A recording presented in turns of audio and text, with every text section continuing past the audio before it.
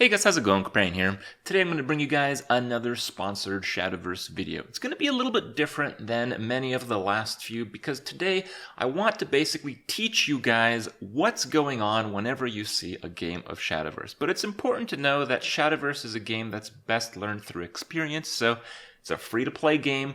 One of the most generous free-to-play experiences out there, so check it out. Would appreciate if you guys use my referral link in the description if you do wish to play. You get like 50 free packs if you start off, each pack 8 cards, lots of crazy and lots of content just to consume. And today, for those that haven't seen the game before, for those that are thinking about playing, I want to introduce to you guys how the game works, and I think through this introduction, I'll probably convince you to check out the game. So, the game is very self-explanatory. The game actually works as the cards state they work. Unlike many other card games, it makes sense, is what I mean. It's very consistent, and everything is explained on the cards themselves. And because it was originally a game for a mobile client, even though now it's available for PC, for Steam, and all the other platforms Steam supports, it has a lot of the mobile self-explanatory things. And here we go. Let's show you guys what I'm talking about. So I want to use Jolly Rogers here as an example of one of the 3 card types. It is a follower card. Follower is what they use for like a dude, a minion, a creature. In Shadowverse, they're called followers. So it costs 6 play points. Play points is kind of like mana. Play points is what they use in Shadowverse. You start with 1, and you get 1 more every single turn up to 10. The follower has 5 attack. It has 6 defense, not health or anything, it's defense. And its evolution state is a 7-8, and we'll talk about evolutions as I show you guys some of the gameplay. Some cards, some followers have bonus effects that trigger when you evolve them, but Jolly Rogers does not. He does, however, have some of his own effects when you play him. So what I mean by everything is self-explanatory is you can just click on everything and it tells you what it is. So what is a Fanfare? Well, let's click on that. Fanfare effects activate when you play the card from your hand using play points. So basically, when you play this using play points, it triggers an ability. It's an on-play effect. What is Rush? What is Bane? What is Ward? So Rush allows you to attack right away into other followers, though, not your opponent's face. It's kind of like a storm, kind of like the charge effect in the game, but it's follower only, so it's not like you can have an extremely random face hit with this card. Sometimes you can get Bane. Bane is an on-kill effect, so if you attack something and something that you attack has Bane, it'll kill whatever it attacks, except your opponent's face. Bane is just other followers' interaction. And Ward is the mechanic, it's like the must-attack mechanic. So if you have this guy with Ward and a bunch of other guys and your opponent wants to attack you or one of your other followers, you'll have to attack the Ward. But you guys get it. The cards in this game are very consistent and very self-explanatory.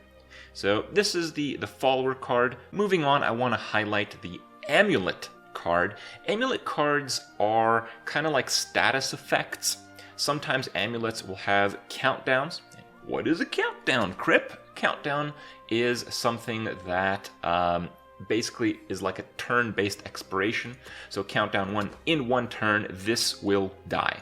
But it has an on-death effect. Last words effects activate when this card is destroyed. So basically, you play this, and 1 turn later, or if you have a card that kills it right away or reduces the countdown by 1, it triggers something, and what it triggers is banish all enemy followers with 2 defense or less. And banish is one of those mechanics that's quite unique to Shadowverse, where it's an remove from the game effect. It is not a destroy effect. There are destroy effects in the game, and there's banish effects in the game. So last words is an on-death effect. So if there was last words on a follower that had 2 defense or less, and Forbidden Ritual would kill it, its last words would not trigger. And that's why banish is, I guess, it's generally more powerful. It's not always more powerful. Sometimes you want to destroy your own stuff to get stuff into your dead pile, and there's some complicated stuff with that. But as the basics are concerned, Banish is generally a lot better then destroy. Amulet cards have very, very wild and very varied effects. The main thing you have to consider is that you have 5 slots in a board, and an amulet will use up one of those. So if you have, let's say, 3 amulets, you can only have a maximum of 2 followers in play.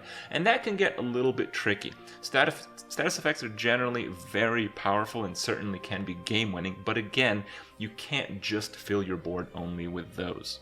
And the third type of card in Shadowverse is a spell. So this is Art of the Ninja Swordcraft spell. Costs 3 play points, deals 4 damage to an enemy follower, and I just wanted to highlight another few mechanics. So there's always going to be new mechanics with every expansion. They've introduced new type of mechanics. So one recently introduced is the Enhance mechanic. Enhance is like, well, if you have 8 play points, you can instead play this card not for 3, but for 8, and then summon, in this case, summon a Ninja Master, but it's usually have an extra or more powerful effect. A Ninja Master, again, you can click on everything makes sense, everything is consistent, and that's why Shadowverse is one of the easiest games to learn, but again, the best way to learn is through experience. So let's get into a game and I'll show you guys how that process can start. So starting up here, I'm just going to play a practice match against the AI. It will be Swordcraft versus Swordcraft, but of course I'm sporting Chun-Li, the new Swordcraft avatar. They add a lot of different aspects to the game over time, so it's really exciting to see some of the new ones. This is nothing too special of a deck, but it's a deck that has a lot of small followers, and I'll get to highlight how trading works, how face works, how getting advantages through the evolve mechanics can be very powerful and very efficient in some cases. So as the game starts, you either go first or second. If you go second, you will gain advantages later in the game. In the Mulligan stage, both players have 3 cards and can mulligan those 3 cards. Once again, if you don't know what a card does, you literally click on it. If you don't know what the ability does, you literally click on that. One of the best games to learn. So this card is a 3/2/2 and it can attack anything it wants right away. So pretty good card, and I think I might actually keep that. I haven't really played this type of deck before, but I've played against this deck quite a bit because it is one of the more powerful decks that is very, very cheap. The Swordcraft, one of the 3 class types, one of the 7 class types in Shadowverse, has different ranks of units, and you can highlight the trait to see which ranks are active. So this card, if you play him, he gains Storm if there's a commander in play. So what is a commander? Royal Banner is a commander. Commander can be an amulet in this case. It doesn't have to be a follower. So there's nothing we can play on turn 1. You did see that we actually drew 2 cards on turn 1 while my opponent just drew 1. That's the first advantage of going second. You draw 2 cards on turn 1. You do have a card advantage, but you don't have a mulligan advantage, and that is pretty important.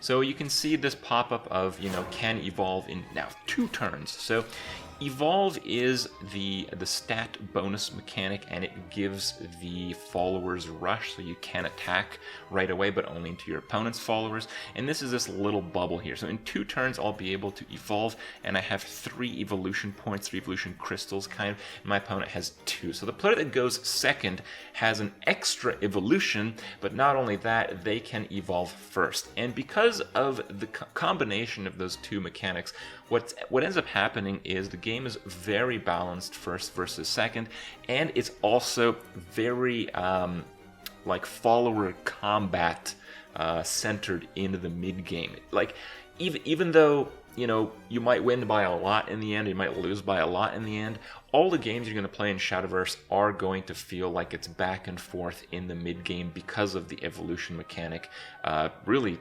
shining through. So the only thing I can play is a 2-cost 2/1. The Fanfare will not, the on-play effect will not trigger, but I'll just play it because it's a guy on the board, and it's important to have some kind of board control because it is a sword. It's like a zoo versus zoo type of game. So my opponent played this 2-cost 2/2, and he has an evolution bonus, but as a base card, it doesn't do anything else special. So what can I do here? I can play the Frog. It's a 3-cost 1/2, but at the end of turn he gets Ambush. So Ambush is like a stealthy mechanic there. I think I'll play that. Seems fun. Let's make the trade and pass the turn. So the reason this frog is really powerful is it just can get so many abilities, and because it gets ambushed at the end of every turn, it can be a real nuisance for my opponent to deal with. So I actually have a number of plays here, but I think what I'm going to do is I'm going to drop the Royal Banner, which increases the potency of all of my minions, and I'm going to evolve this. So one interesting aspect to evolve is it considers the buffs, so there's no like undermining with buffs and stuff. Buffs have full value in Shadowverse at all times. So you see its base stats is a 1/2, it's buffed by +1 from the Royal Banner, and when I evolve it becomes a 3/4, but if it was just a temp, this is like a passive buff, but if it had just a regular buff, it'll just become like a 4/4 again. It counts all the buffs throughout, and that'll be very relevant because I believe there's quite a decent number of buffs. So I have a 4/4 here. It is evolved. I'm going to make a trade, and because I have 1 defense left on this guy, my opponent will then have to have an answer, but it's going to be a bit difficult because it is going to gain ambush at the end of the turn. That's kind of the strength of the frog. Plays Noble Knight, summons 2 regular knights, and here we have a few interesting plays perhaps. So we can play that gets Storm. This has Bane and it gets Storm if I have a commander in play. I do have a commander as seen by the trait. I can also see my opponent's trait. I wonder. I think what I'm going to do is I'm going to play the Veteran Lancer. It's going to be a 4/4 when I evolve it, 5/4 because of the Royal Banner that I have in play, and I'll be able to play the Ruthless Assassin as well. The Ruthless Assassin has Storm, so that can attack right away. I'm going to just take out my opponent's largest guy. Now, because I evolve, I can attack right away, but it's kind of like a rush mechanic. See, I can't attack my opponent's face. I can only attack into one of my opponent's followers, and I think I'll make the face attack with the frog because it's going to gain ambush at the end of turn and not be able to be hit by anything except kind of like a board clear effect. So as the game rolls out, evolutions are going to start being played, and you'll see here how back and forth it is. See, I play something, I evolve something, I go over the top, I have kind of like a temporary advantage, my opponent does that, but when you get near the last few evolution points, it can be very strategic to save a few for like key specific cards. And the main reason that is, you know, this is kind of like a zoo game. It's the most simplistic type of combat that you'll have in Shadowverse, but there's often game-swinging legendary cards, game-swinging like huge spells. There's a ton of combos in Shadowverse, and not only that, every combo deck that you play, every deck that you play is going to seem vastly different than anything else you've ever played, even within Shadowverse. So what ends up happening is, while the core mechanics are very standard, the more you play, the more you learn, the more you'll see that every aspect of the game kind of has its own different version, even though the mechanics are quite core to the game. So with that in mind, I encourage you guys to check out the game for yourselves. While the basic strategy is some of the most basic, some of the most self-explanatory, some of the clearest, the ceiling of strategy, the ceiling of what's possible is really up to you to explore and find out. So with that, I hope you guys have enjoyed the basics. I hope you guys do end up checking out the game, and I hope my future Shadowverse videos, that will certainly happen from time to time moving forward, will make a lot more sense. So hope you guys check those out as well. Hope you guys enjoyed it, and I'll see you guys tomorrow.